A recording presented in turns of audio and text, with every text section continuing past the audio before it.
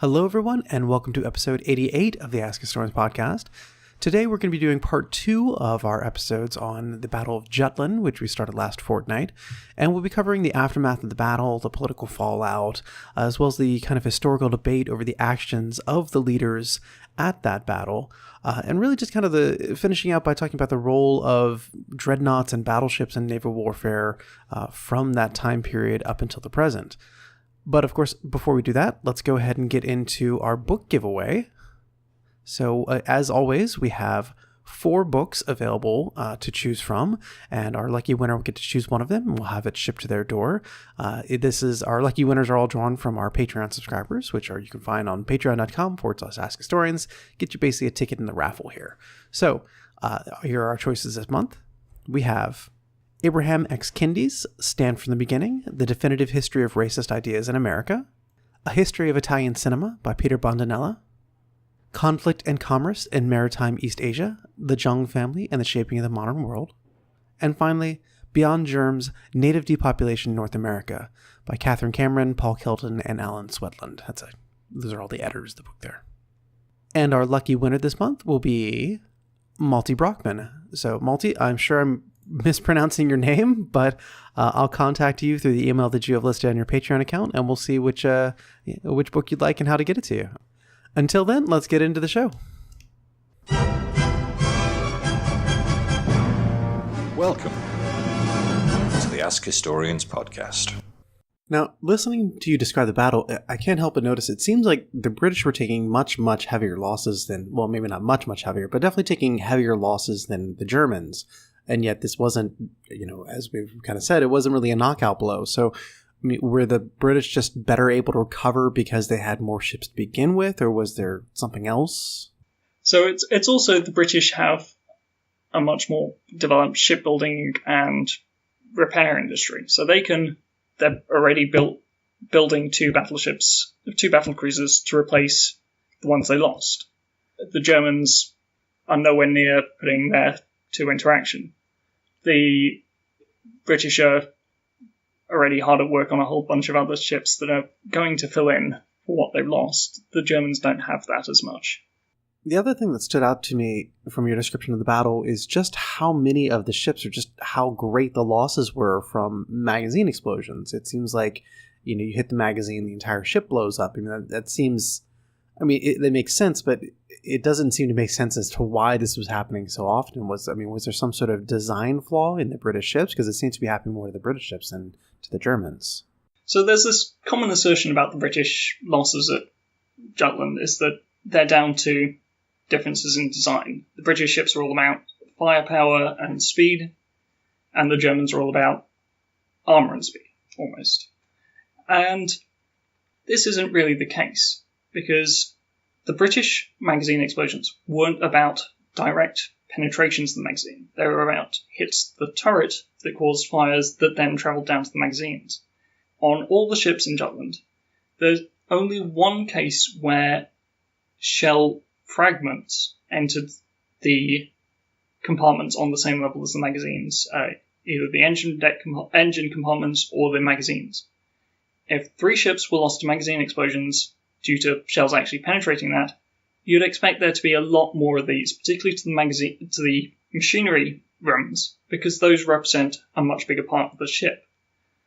So it's more about how the British treat their ammunition than anything else. There's also some minor differences in the actual makeup of the ammunition.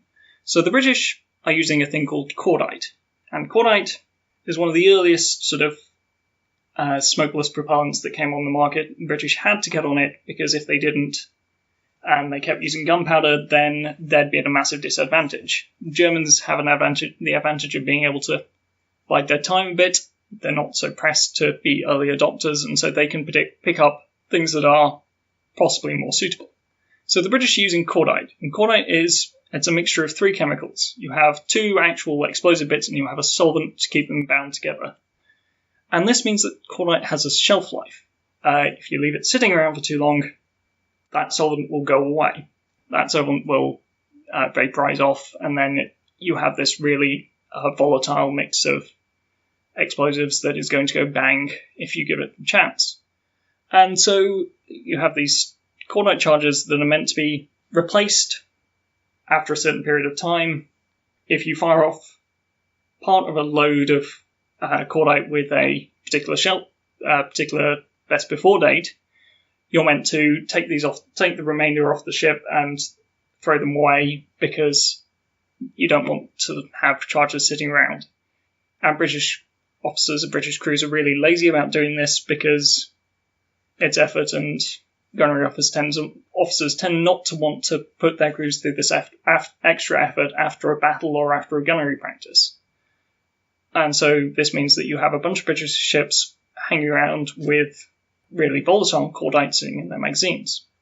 And this is implicated in 4 accidental explosions on British ships during the period, during the war, plus a couple beforehand.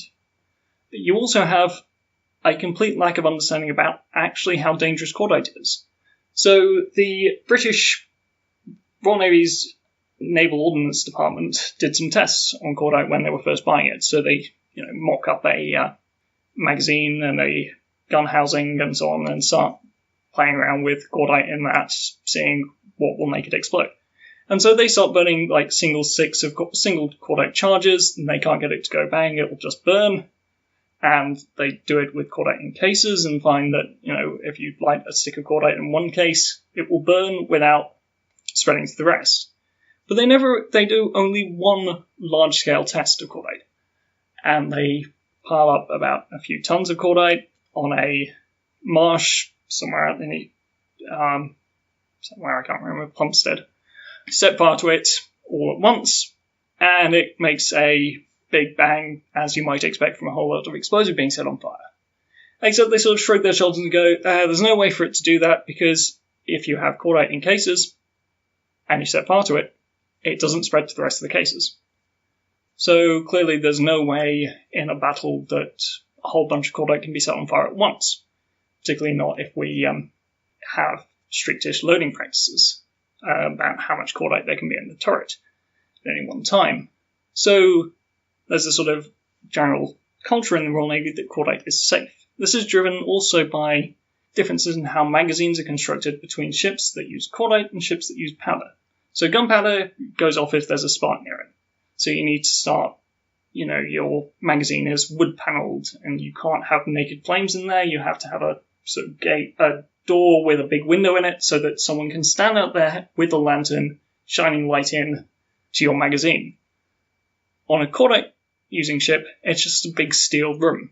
And so the gunner of Lion in his memoirs, a guy called Grant, he recounts going into the magazine of one of Lion's magazines and finding in there 2 stokers just playing around with an electrical box on the wall. And they've got cigarettes tucked behind their ears, lighters in their pockets and so on, and for all he knows, they could have been smoking in the magazine. And there's that sort of casualness about how cordite is treated that also leads to these problems. So then, the final thing you have is the experience of Dogger Bank, which shows Beatty, in particular, that his ships are shooting really poorly, and he needs to work out how best to do this. He can't go out and do gunnery practice, because that would really disrupt the days and lives people of Edinburgh. Or, even worse, get one of his battle cruisers mined or torpedoed because the waters around the Firth of Forth aren't as safe as the waters around Scapa Flow. So instead, what he does is he tries to boost his chances of getting a hit in another way, by firing as many shells as possible at the target. And so this means that British crews have to try and boost their rates of fire as much as possible. And they do this by ignoring the procedures around how much stuff you can have in the turret, how much cordite you can have in the turret, how much cordite you can have in the hoists that lead down to the magazines. And so there are unconfirmed reports of people even disabling the systems that are put in place to protect the British ships, against fires making their way down the hoists and into the magazines. And so you have this situation where British ships are, they're full of cordite that is going to explode if it gets too touchy. Also particularly because the Royal Navy's Cordite factory, has had to massively expand production. There's a war on, there's all this unpleasantness in Europe, cordite is suddenly in massive demand, the British have been cut off from their best supplies of the materials for cordite, so they're trying to put into place new systems for getting the raw materials and so on, and so quality control, the cordite factory goes way down, and then it's also very poorly stored, poorly handled, and so British ships that take a turret hit are incredibly likely to have these magazine explosions. Lion does take a turret hit, but because of Grant, doesn't. So what Grant does is he clears out the magazines. He goes, I'm just going to have all new cordite in here. None of this stuff that's been sitting around mouldering since ship was built or whenever. And he also says, we're going to work out ways to boost our rate of fire without doing anything silly, without having charges everywhere. And he's successful in doing this. And this means that when Lion does take a hit to the turret, there's enough time for the guy in charge of the turret to flood it, flood the magazines, and stop the fire from blowing up the ship. And if that had happened to all the other British ships, that would be fine. The Germans, on the other hand, they have a similar thing happen to Lion as happened to one of their ships at Dogger Bank, to the Seydlitz. Turret fire there sets the propellant on fire. They're using a nitroglycerin-based one, which is a lot safer. They're also packaging it in brass canisters, like basically giant versions of the ones used for small field guns and the like. And that arguably has some effect of protecting the charges inside against fire, but there's a lot of sort of confusion about this. So this event where there's this turret fire on Seydlitz gives the Germans a bit of a kick up the bum. They don't actually improve their magazine safety procedures. So at the end of the war, the British go and have a look at the German battleships, and they're like, these magazine safety procedures are actually worse than the ones used on British ships in 1916. Instead, what they do is they start clearing charges out, the turrets out of the hoists. And this means that while German ships do take turret hits during the war, during the battle, during Jutland, they don't explode, because there's not enough stuff there for a big fire to start, and there's not enough charges in the hoists for them to propagate down to the magazines and explode the ships. So that's really why the explosions happen. It's because the British do not have this safe culture around cordite. Just free with it, paying much less heed to it than you should pay to a lot of dangerous high explosive. And it comes back to bite them. One of the key things about studying the Battle of Jutland and reading up on it is not just reading about the battle itself and the accounts of it, but or the technology and the dreadnoughts involved, or even the theory behind it, but also kind of seems to be this very underlying contention and kind of historical debate over the actions of the commanders, particularly on the British side, particularly kind of a fierce blame game debate between Beatty and Jellicoe. Could you maybe go in a little bit into how that got started and kind of the arguments on either side, and maybe also how that's kind of played out in the historical record as we've kind of uncovered more sources and later historians have gone back to it? So there's two questions there. There's Beatty versus Jellicoe, and how has that debate developed? And so I'll start off with sort of Beatty against Jellicoe. I mean, their actions in the battle I find hard to fault because they're based on incredibly limited information. All the criticisms of them are made with hindsight. So you look at what Beatty knows standing there on the Bridge of Lion when battles joined.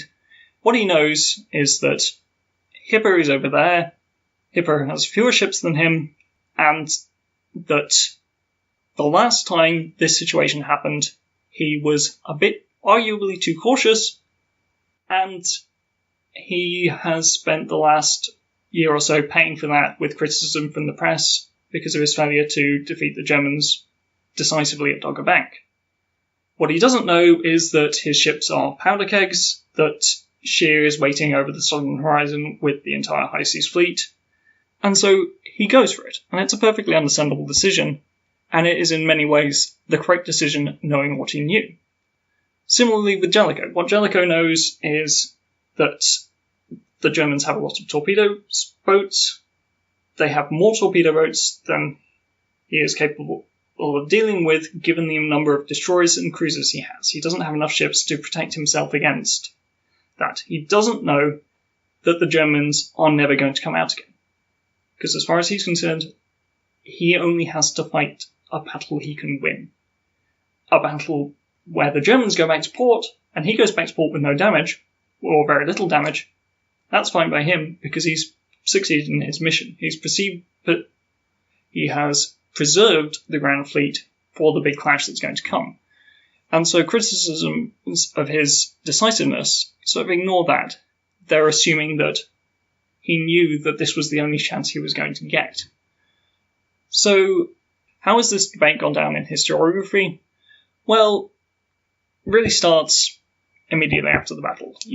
The Royal Navy gets back, and the press is apoplectic. Everyone's going, what is going on here? This is the Royal Navy. Everyone has been brought up on this diet of Nelson and everything. Royal Navy has ruled the waves unquestioned since Trafalgar 1805. It should be winning all the victories, and there's nothing that should be beating it. Why haven't you done this yet? And so this really makes a massive blame game. And when the story of the battles starts being written, it's in the period immediately post-war, in which Beatty is the First Sea Lord, the military head of the Royal Navy. Jellicoe has had his chance at this in 1917, but was forced to step down due to his failure to really deal with the German U-boat threat. So the first wave of sort of publications by the Royal Navy about Jutland really tend to try and portray Beatty's actions as the correct ones and try and make it out. There's this sort of narrative that the battle cruiser fleet did all the work and the Grand Fleet just sort of hung around at the back and fired a few shells at them, while Beatty stayed in action forever for the entire battle and fought valiantly and everything.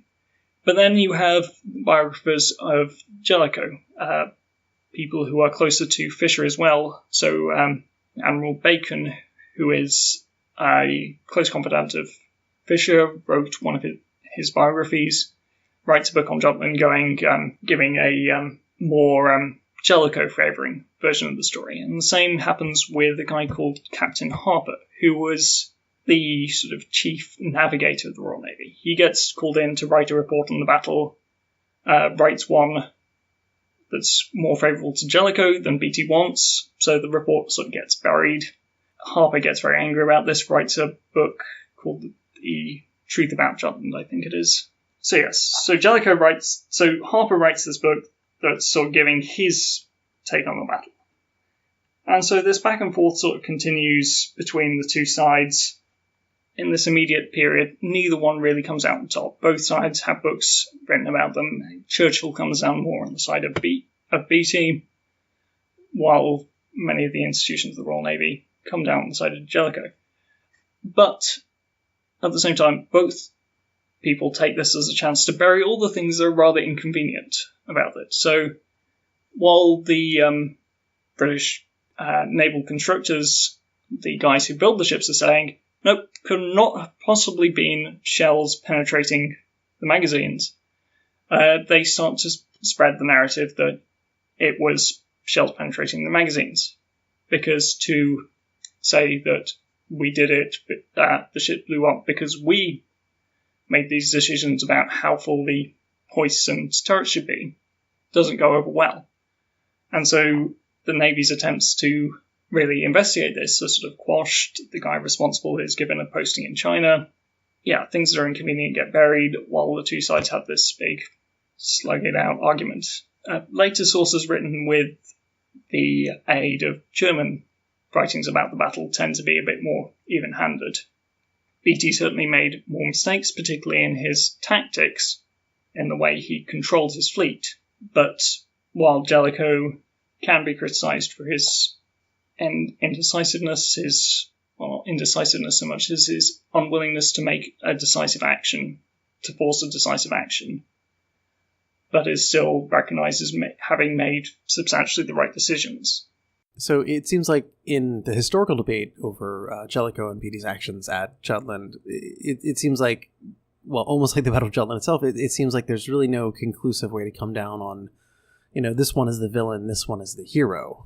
Although, in retrospect, Beatty comes off looking maybe a little worse than Jellicoe in the situation. Yeah, pretty much that. I mean, there's only one admiral that comes out of Jutland smuggling roses, and that is Hipper in charge of the German battlecruisers. He fights the battle perfectly well. He does what he's supposed to be doing at every moment. Scheer comes off quite well, apart from a couple of his decisions, which are kind of inexplicable. Why go charging back into the Royal Navy, into the Grand Fleet, when you know they're there, and you know they're in the best possible tactical position for them? Jellicoe, he makes good decisions, justifiable decisions, but are they ones that lead to the outcomes that people want? That's the question. That's the essential question about Jellicoe. Beatty is the one that really messes up. He fails to, what his big failings are, failings to ensure that his fleet can fight adequately. So when the battle is joined, he's got 6 battle cruisers in his line, and Hipper has fewer. And so there, he's got to work out how to allocate the fire between his ships so that fire is spread over them evenly. And he's, rather than saying, this ship will engage this ship, line will engage the head of the line, and then the second ship in my line will engage the second ship in their line, he makes a vague signal which can be interpreted in several ways, and this happens. And so one of the German ships doesn't actually get fired upon. Despite Beatty having this fire advantage, it gets completely wasted because it gets split. That means that the ship can fire perfectly well because her gunners aren't having their view obscured by British shell fire, by the plumes of water thrown up by British shells. They're not having to be worried about possibility of a shell hit landing on them and so on. They can go around their duty unobstructed, while the British ships, there's 2 ships engaging 1 ship, which makes the job of spotting a fall of shell much harder, because which of these plumes of water is ours and which one is the other ship firing on theirs? Do we start ranging off the one that's closer or further away, or what? And so it just really confuses fire, and that's a big contributor to the damage the battlecruiser fleet takes in the run south. But then, when time comes to turn around at the end of the run south, the failure of Beatty's command to adequately pass on the command to Evans Thomas in 5th Battle Squadron is a big problem, because it means that four of Britain's most modern, fastest, most powerful battleships, receive heavy damage that's completely unnecessary. There's a guy called Ralph Seymour who comes in for a lot of criticism on this. He's Beatty's flag lieutenant, the guy who's responsible for hoisting messages up and down, passing them on to other ships. And so what happens with this turn is the signal for turn around and get out of here gets hoisted. Except Royal Navy practice is that you don't act on the commands until they're hoisted down. And that doesn't happen. That gets delayed for enough time for 5th Battle Squadron to get well into range of the German ships. And so Seymour, whose job it was to ensure that this gets hoisted down, comes in for a lot of criticism. Except he's also blamed for pretty much every single other mistake Beatty makes. There are 3 big battles that Beatty gets into: Dogger Bank, Jutland, and Second Heligoland Bight in 1917. And each of these communication problems stop Beatty from achieving his goal as well as he might have. And Seymour is definitely at least partially responsible for these mistakes, because it's his responsibility to ensure that these messages are passed properly. Except Beatty chose Seymour. He selected him reasons connected more to his career. Seymour had influence, his family had influence, and so choosing him over someone else, arguably more talented, was a personal decision by Beatty. And you also get that same sort of thing. He had the opportunity to get rid of him, rather than keeping him around for 3 battles. If Beatty knew, as well as he claims to in his memoirs and in the books that are written about him, that Seymour was incompetent, why keep him around for 3 battles lasting over a period of 3 years? Also, you have to judge how much is Beatty responsible for the contents of these messages. So a lot of the communications blunders are around the contents of the message. Now, Beatty writes a message down on a slip of paper, passes it to Seymour, and Seymour goes, here's how best to put this into flags. So a lot of the ambiguities in the messages are the things saying, engage the rear of the enemy column, or being introduced by Beatty when he writes them down, or are they being introduced by Seymour? We don't know, really.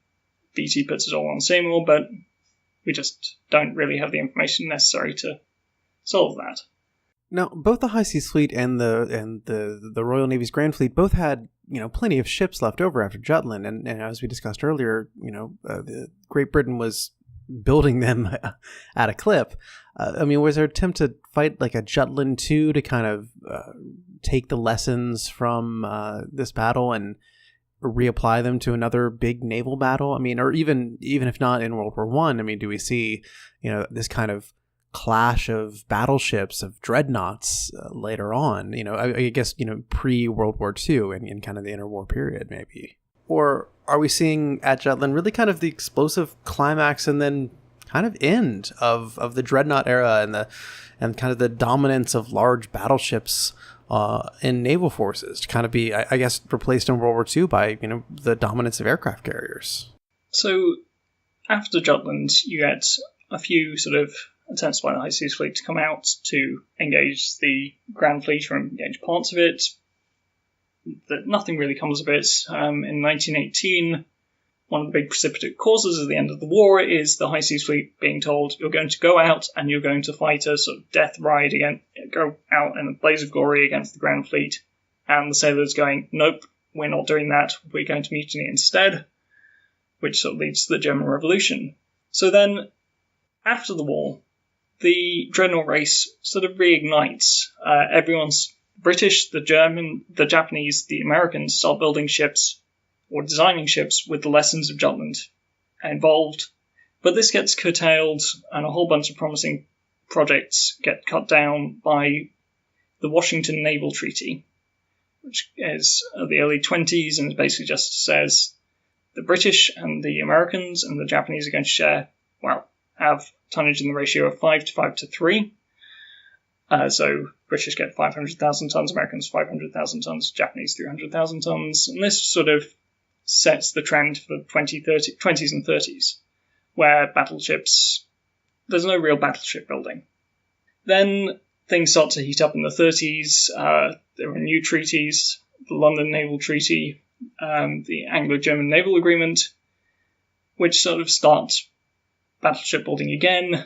They put strict limits on what can be built, but everyone ignores them apart from the Royal Navy. But then World War II. Now, World War II is commonly stereotyped as being aircraft beat the battleship. So that's semi-true. The battleship in World War II was capable of making an impact in 2 situations. Number one, where aircraft couldn't operate. So the key example of this is the Arctic convoy route, so between Britain and Russia. And there, it was frequently, the convoys were going through in the Arctic winter, aircraft couldn't operate well at night, and so you have one of the few battleship-on-battleship engagements there at Battle of the North Cape in 1943. And the second one is when there's land-based aircraft there to protect the battleship. And so in the Mediterranean, there are plenty of battleship clashes. In the Pacific, sort of as a carrier war, you get 2 of the biggest battleship clashes at Guadalcanal. The Americans defeat the American force of 2 battleships, runs into a Japanese force of battleships. And then at Leyte Gulf, there's a night action between a force of the composed mainly of the American battleships that were sunk at Pearl Harbor and then refloated against some old Japanese battleships. And then you get a force of Japanese battleships, including Yamato, which managed to make it through and engage a bunch of American light carriers, escort carriers. And so that's what happens in World War II. I mean, it's not as clear-cut as people think. Even as late as 1943, Admiral Cunningham, who is the British admiral who was responsible for the attack on the raid on Taranto, the sort of British equivalent of Pearl Harbor, where the British carriers attacked Italian battleships in harbour, is of the opinion that the carrier is going to become obsolete in 10, 20 years, and the battleship is going to retain its primacy, because land-based aircraft are doing so much better and so on, and so are carriers really going to be capable of fighting in this new era? But ultimately, designers and politicians are of different viewpoints. Designers feel that battleships aren't capable of doing enough damage. A battleship can fire a whole bunch of shells at something 20, 30 nautical miles away. An aircraft can deliver a bomb to 200, 300 nautical miles away. And it can do it more, and it can do it bigger, and it can do it better, and it can do it faster. And so that's one of the big things pushing towards aircraft carriers. The other thing is the invention of the nuclear bomb. So that means no matter how much armor you have on a ship, it can be blown up instantly. And so designers start to think more about how to move away from this big, large sort of paradigm where the biggest ships are the best towards smaller, more flexible ships. Politicians don't like battleships because they're really expensive, and having to pay for them is horrible, when they could be paying for social welfare and the like.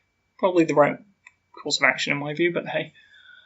So that's sort of where the battleship ends. People stop building them in 1945 because they're expensive and not really fit for the modern environment.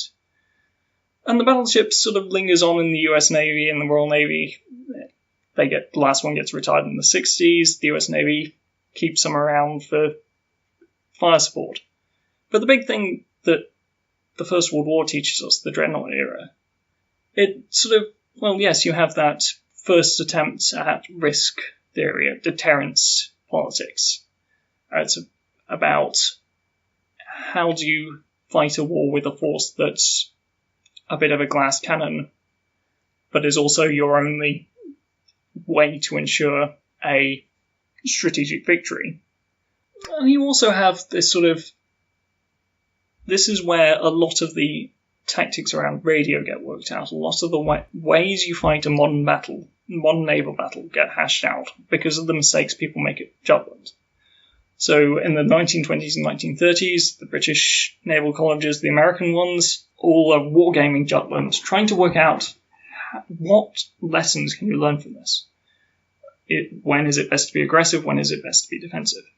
What messages need to go from low-level commanders to high-level commanders to ensure that the high-level commanders can fight the battles properly? And so that's the big influences of the First World War at sea. It tells that it really was the turning point in the revolution. It was when people started to work out how best to do it. It also really sees the introduction of aircraft. So the British have a plan in 1917 to carry out a torpedo bomber raid on the German fleet in Wilhelmshaven, which doesn't quite manage to be implemented by the end of the war, but had it dragged on another year, we would have seen it. And it would have been, that's an interesting sort of thing to think about. Aircraft really start to make their mark on the war at sea in World War I, not World War II. Well, I want to thank you so much for speaking to us on the Ask Historian podcast about this topic today. And no worries. It's fun to be on it and really enjoyable experience. And as always, a big thanks to all of our listeners and a big thanks to our Patreon subscribers in particular. I hope this two-part series helped put a lot of things into context.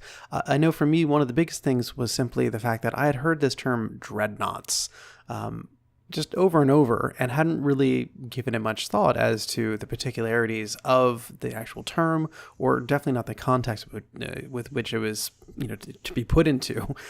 So kind of having a reference now to say, aha, this is a dreadnought. This is what makes a dreadnought, as opposed to, some other kind of battleship. And this is what a battleship is, and this is how they were used.